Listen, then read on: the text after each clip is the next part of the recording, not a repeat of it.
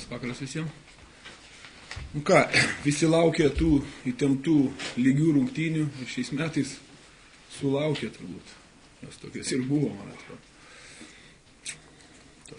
Šitos rungtynėse galėjo laimėti ir viena, ir kita komanda, bet Rytas sužaidė žymiai geriau galą ir per pratesimą ir jie buvo tos pergalės verti daugiau.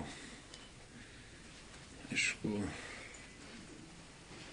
mūsų gal kiek šiandien silpnesnė kova buvo po krepšiais, pralošėm lentą, ypač po 2 kėlinių pralošinėjom net 11 kamuolių, kas mūsų būdavo vienas iš kozirių. Šiandien mes netaip sėkmingai pirmose kėliniuose kovėmės. Kažkas tokia, nežinau, kažkas vyrams buvo biški atsitikę. Tai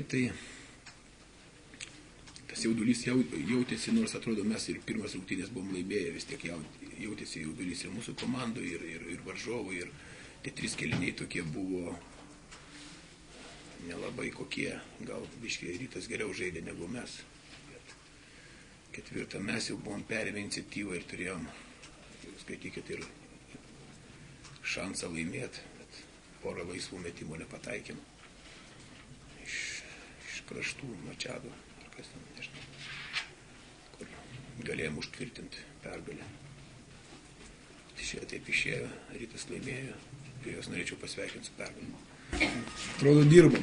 Atrodo dirbam, atrodo skiriam dėmesio, atrodo įvairiausius variantus ir su psichologinė įtampa kažkokia ir visokius variantus bandom ir, žinot, yra varžybos, yra finalas ir nepataikom.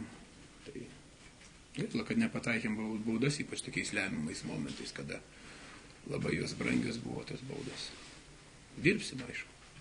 Mes gal ne tą padarėm gynyboje, ką reikėjo padaryti, nes jis taip netikėtai buvo įmestas ir žaidėjai nepersiorganizavo, kaip reikėjo įginti ir gal daugiau dėmesio skiria tiem žaidėjams, kurie tempė visas rungtynės tada ir Telininkaitis taip įmestas į kovą, pataikė tos metimus ir aš skaitau, jis pagrindinis buvo mūsų komandų žudikas.